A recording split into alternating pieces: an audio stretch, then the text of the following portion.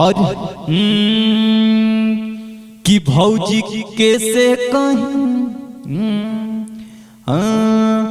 कि भौजी कैसे कहीं दिलवा के बतिया बलमुआ बकलोल मिलल बा। भौजी कैसे कहीं दिलवा के बतिया बलमुआ बकलोल मिलल बा। बलमुआ बकलोल मिलल बा पी के आवे रोजे आधी आधी रतिया बलमुआ बकलोल मिलल बा।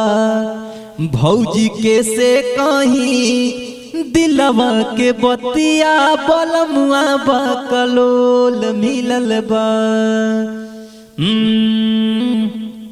आधी आधी रतिया भौजी पी के रोज आवेला और की पीटी के केवाड़ी हमर के जगावेला।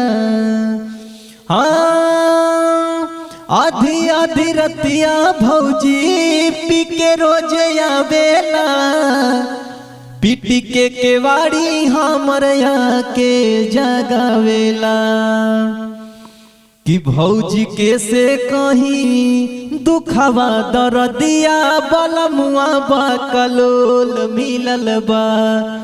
भौजी कैसे कहीं दिलवा के बतिया बलमुआ बकलोल मिलल बा।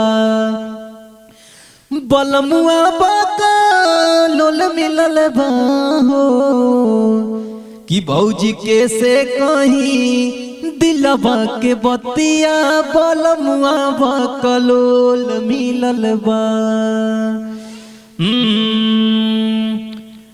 अमन पिया अमन हमार बतियो न माने ना शैल से देवरवास जाके केतनो पिया अमन हमार बतियो न माने ना देवरा सयले सजा के झगड़ा लगावेला।